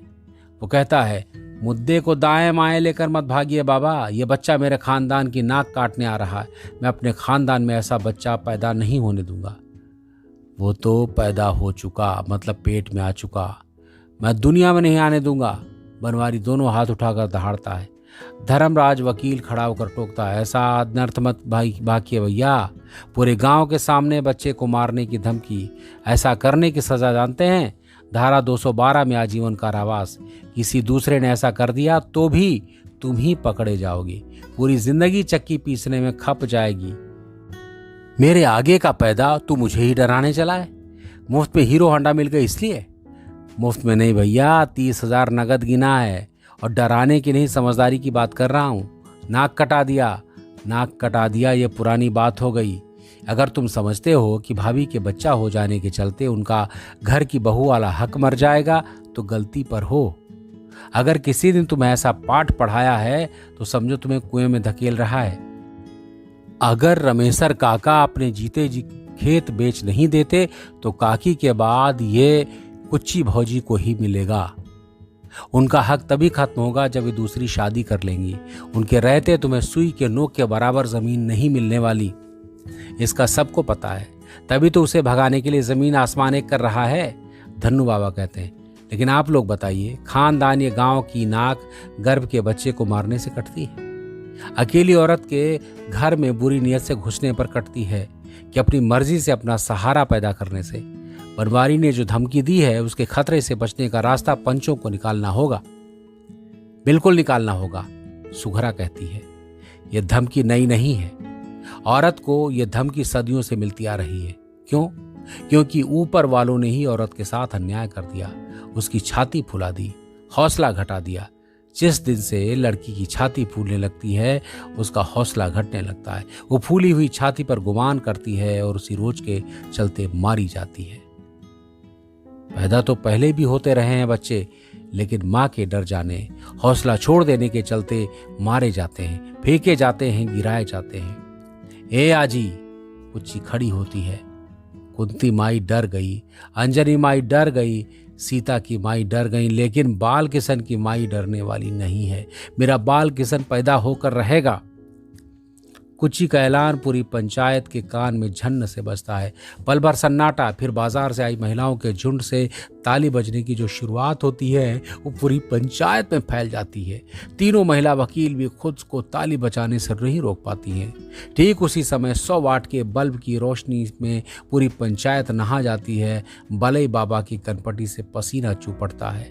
कुछ देर तक सन्नाटा रहता है, फिर सुधरा कहती है, पंचों, कई साल तक थाना कचहरी दौड़ने और प्रधानी करने के बाद ही समझ में आया कि सारे झगड़े की जड़ प्रॉपर्टी है। आदमी की नजरों में औरत खुद प्रॉपर्टी है। बनवारी और हनुमान राम लक्ष्मण की तरह रहते थे, लेकिन जैसे ही हनुमान मरा, बनवारी उसकी बेवा की मदद करने के बजाय उसे अपनी प्रॉपर्टी बनाने की तिकड़म में लग गया। इसकी बने या गांव से भागे तो वो रमेसर की प्रॉपर्टी हड़पे। बनवारी सिर्फ इसी गांव में थोड़े है, हर गांव में बनवारी हैं। मेरा भतीजा भी तो बनवारी है। आदमी की तो छोड़िए, प्रॉपर्टी के मामले में हमारी सरकारें तक बनवारियों से कम नहीं हैं। उन्होंने भी मर्दों की तरफदारी वाले कानून बनाकर रख छोड़े हैं। मान लीजिए अभी लक्ष्मण चौधरी को दारू की लत लग जाए, दारू के लिए वे अपने खेत बेचने पर आमादा हो जाएं, चौधराइन को पता चले, ये बाल बच्चों के साथ हाकिम की इजलास पर जाकर गुहार लगाएं कि हुजूर, मेरे आदमी को खेत बेचने से रोका जाए, नहीं तो मैं बाल बच्चों के साथ भीख मांगने पर मजबूर हो जाऊंगी। पूरी नहीं तो आधी जमीन पर ही स्टे दे दिया जाए। तो क्या इजलास स्टे दे देगी? हरगिज नहीं, वो हाथ खड़े कर देगी। क्यों भाई? उसके पास तो अथाह पावर है। अथाह पावर तो है, लेकिन लक्ष्मण चौधरी को अपनी जमीन बेचने से रोकने की पावर नहीं है। जो जमींदारी विनाश कानून हमारे यहाँ सन 52 में लागू हुआ, वो सिर्फ मर्द पहचानता है। खेत का सारा मालिकाना हक वो मर्द को देता है। औरत सरकार की नजर में गोबर का छोत है। किसान की जमीन हड़पने का कानून तो सरकारें मिनटों में पास कर देती हैं, बाई रोटेशन पास कर देती हैं, लेकिन औरत मर्द के बीच मालिकाना हक बांटने का कानून पास करने की फुर्सत आज तक इसी सरकार को नहीं मिली। ऐसा हो जाता तो बनवारियों की पैदाइश बंद हो जाती। बैठे बैठे मोबाइल में फोटो खींचने के अलावा बहस में शामिल होने का कोई मौका न पाने वाली महिला मोर्चा की सदस्यों को बोलने का मौका मिल गया। मनोरमा जी तुरंत कुर्सी से उठते हुए कहती हैं, भाइयों और बहनों, हमारा संगठन इस मुद्दे को जोर शोर से उठा रहा है। हम मुख्यमंत्री को ज्ञापन देने वाले हैं कि महिलाओं को पति की खेती में विवाह के दिन से ही आधा मालिकाना हक दिया जाए। और कोख वाला मुद्दा दीदी कुछ ही पूछती है। मनोरमा जी ऐसे सवाल का जवाब देने को तैयार नहीं है। ये पल भर ठिठकती है, फिर कहती है, देखिए सही बात तो यह है कि मुद्दा अभी हमारे संगठन के सामने उठा ही नहीं है। फिर थोड़ा रुककर अपनी दूसरी सदस्यों की ओर देखते हुए कहती हैं, दरअसल ये बहुत आगे का मुद्दा है, लेकिन गांव में रहकर जब तुम्हारी जैसी औरत इसकी ज़रूरत महसूस कर रही है, इस मुद्दे को उठा रही है, तो देर सवेर इसे वक्त की आवाज़ बनना ही होगा। बड़ा मुद्दा तो कोख पर अधिकार का मुद्दा ही है। बाजार से आई महिलाओं के बीच से एक लड़की खड़ी होती है। औरत का हक हिस्सा मारने वाले ऋषि मुनि कब के मरा गए हैं, लेकिन उनका बनाया फंदा भी औरतों को गले में फंसा हुआ है। वक्त आ गया है कि मरे हुओं का कानून मरे हुओं के साथ दफन कर दिया जाए। ऐसा कानून बने जिससे हम भी जिंदा लोगों की तरह जी सकें। हम सब अपनी इस बहादुर बहन के साथ हैं। पता चलता है कि ये लड़की अभी अभी ADO पंचायत बनकर ब्लॉक पर आई है। इन औरतों का रुख देखकर लक्ष्मण चौधरी और बलई बाबा को अंदर ही अंदर घबराहट हो रही है, कहीं सब हंगामा न शुरू कर दें। उनको लगता है पंचायत पूरी तरह मुद्दे से भटक गई है। आखिरी कोशिश की तौर पर लक्ष्मण चौधरी फिर पैंतरा बदलते हैं। आप लोग तो कहाँ की बात लेकर कहाँ जाकर उड़ गई हैं, असली मुद्दे पर रहिए। यहाँ रमेशर दोनों परानी भी मौजूद हैं। कुच्ची को आखिर रहना हो तो उन्हीं के घर में रहे। उनकी मर्जी क्या है इससे भी जानना ज़रूरी है। क्या उन्हें ऐसी दागी औरत अपने घर में रखना कबूल है? ज़रूर ज़रूर, भले बाबा फौरन बोलते हैं। कहाँ है रमेशर? बैठे बैठे सो गए क्या? रमेश भगत जब से बैठे हैं पेशाब करने के लिए नहीं उठे। पैरों में चिंगुरा पकड़ लिया है। वे जमीन पर हाथ की टेक लेकर खड़े होते हैं। अपने मन की बात बेधड़क बोलिए, भगत किसी से दबने की जरूरत नहीं है। भले ही उन्हें झाड़ पर चढ़ाने की कोशिश करते हैं। हमारे बोलने के दिन तो हनुमान के साथ ही उड़ गए पंचों। सुनने के दिन हैं सो सुन रहे हैं। फिर भी अपनी इच्छा बताओ। बहू की मनमानी से दुख संताप तो होता ही होगा। दुख संताप मुझे नहीं, बनवारी को है महाराज। इसी के चलते तो 2.5 साल से उसके पेट का पानी नहीं पच रहा है। उसी के बुलावे से उसी की सुनने तो आप लोग आए हैं। तुम्हारी भी सुनी जाएगी, लक्ष्मण चौधरी कहते हैं। बहुत अच्छा लग रहा है जब इतने दिन बाद पंच हमारा दुख संताप पूछ रहे हैं। हमारी पतोहू ने ऐसा कांड ही कर दिया है कि पूछना लाजमी है। उसने जो कुछ कहा है तुमने सुना कि नहीं? काहे नहीं सुना महाराज? बहू ने जो कुछ कहा वो तो तुम्हारे दोनों कानों के बहिर को भी सुनाई पड़ गया होगा। आज पहली बार समझा कि हमारी बहू इतना जानती है, इतना सोचती है, इतना बोलती है। हम तो उसे गूंगी गाय समझते थे। फिर चुप्पी। अच्छा रमेशर, बहू तुम बोलो। लक्ष्मण चौधरी चोट करते हैं। क्या तुम लमेर बच्चे के साथ बहू को अपने घर में रखने को तैयार हो? चौधरी, कौन मानुस दावे के साथ कह सकता है कि लमेर नहीं है? आप कह सकते हैं। बूढ़ी एक पल रुकती है और इसी एक पल में लक्ष्मण चौधरी को पसीना छूट जाता है। आगे क्या कहने वाली है बूढ़ी? ये बात तो केवल माँ को पता है, माँ जानती है। फर्क इतना है कि दूसरे लमेरों के मुंह पर उनके बाप का ढक्कन रहता है। इस बच्चे के मुंह पर ढक्कन नहीं है। रही बात घर में रहने की, तो जिस बहू ने हमारे लिए अपनी जिंदगी का रास्ता बदल दिया, हमें उसके रास्ते का कांटा हटाना चाहिए, उस पर और कांटा बिछाना नहीं चाहिए। ये मेरी बहू भी है, बेटी भी है। इसकी खुशी में ही मेरी खुशी है। लक्ष्मण चौधरी के मुंह पर ताला लग जाता है। बस हो गया। धन्नू बाबू खड़े हो गए हैं। दोनों हाथ उठाकर कहते हैं, बुढ़ापे में सहारे की कितनी ज़रूरत पड़ती है, इसे बलराज भैया या मुझसे ज़्यादा कौन समझ सकता है। इसलिए अगर कुच्ची अपने लिए सहारा पैदा कर रही है और रमेश सर दोनों परानी राजी हैं, तो किसी तीसरे को बीच में कूदने का कोई हक नहीं बनता है। वे बलई और लक्ष्मण चौधरी को और देखते हैं, फिर कहते हैं, ठकुराइन ने औरतों की हक तलफी वाले जिस कानून की ओर इशारा किया है वो भी बहुत ज़रूरी है। अगर ब्याह कर आते ही कुच्ची को खेती बाड़ी में कानूनी हक मिल जाता तो आज उसके बच्चे के लिए चिंता करने की ज़रूरत न रहती। लेकिन उसका भी रास्ता है। उसे विरासत से नहीं मिलेगा तो रमेश भगत के अंगूठा निशान से मिल जाएगा। असली चिंता तो उसकी ज़िंदगी की है। हमें उसकी ज़िंदगी की गारंटी चाहिए। अगर बनवारी उसकी ज़िंदगी के लिए खतरा बनता है तो इस जुर्म का भागी पूरा गांव होगा। इसलिए ज़रूरी है कि किसी को बाजार भेजकर गोपाल वेंडर के घर से 10 रुपए का स्टाम्प पेपर मंगवाया जाए। इस पर इस धमकी का हवाला देकर लिखा जाए कि जच्चा बच्चा को कोई खतरा होता है तो इसका जिम्मेदार बनवारी होगा। सारे पंच उस पर दस्तखत करें। वो कागज़ सुघरा ठकुराइन के पास रखा जाए। उसकी फोटोकॉपी गांव भर में बांटी जाए। कभी कोर्ट कचहरी में जरूरत पड़े तो सारा गांव गवाही देने चले। बनवारी के कान खड़े हो जाते हैं। ये तो उल्टे उन्हीं को फंसाने का फंदा तैयार हो गया। बलई और लक्ष्मण चौधरी की बोलती बंद। सिलेंडर कर दिए। उसका चेहरा गुस्से से तमतमा गया। वो खड़ा होकर मुट्ठी बंधा दाहिना हाथ कोहनी से मोड़कर सामने ऊपर हिलाते हुए चिल्लाता है, मेरे फलान चीन पर जाएं ऐसे पंच और ऐसी पंचायत। और बाहर जाने के लिए भीड़ में राह बनाने लगता है। पंचों को ठकरा मार जाता है। तभी धन्नी बाबू की दहाड़ सुनाई पड़ती, खबरदार जो आगे बढ़ा, तेरी ऐसी मजाल की पूरे गांव को फलान चीन कर मार कर निकल जाएगा। हैं? जाता है तो इसकी सजा सुनकर जा। अगर तू पंच की मर्जी के बगैर यहां से भागा तो कल यही गांव तेरे लिए काला पानी हो जाएगा। न गांव का कोई आदमी तेरे दरवाजे जाएगा, न कोई तुझे अपने दरवाजे पर खड़ा होने देगा, न कोई तुझसे बोलेगा, न तेरी हारी गुहारी दौड़ेगा।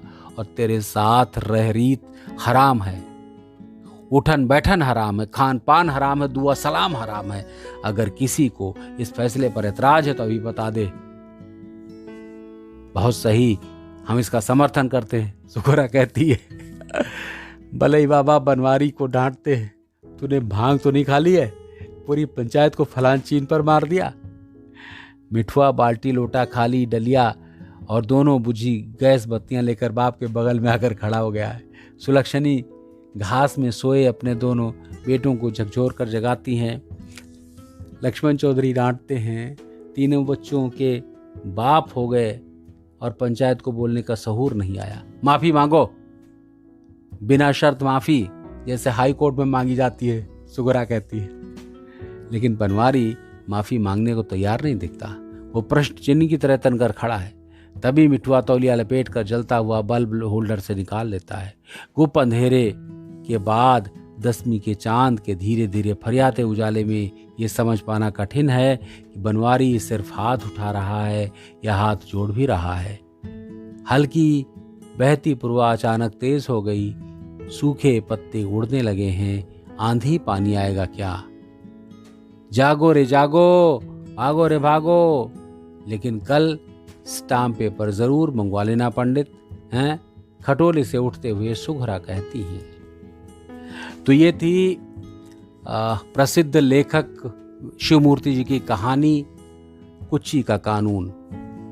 कहानी थोड़ी लंबी थी लेकिन फिर भी बहुत ही शानदार कहानी, औरत के हक की कहानी। और मैं कहूँगा कि प्रेमचंद और उनके आगे की कहानी है ये। चलते चलते ये अर्ज ज़रूर करना चाहूँगा कि प्लीज़ चैनल को सब्सक्राइब करें, कमेंट करें और लाइक करें। धन्यवाद। फिर मुलाकात होगी किसी नए एपिसोड के साथ। तब तक के लिए अपना ख्याल रखिए।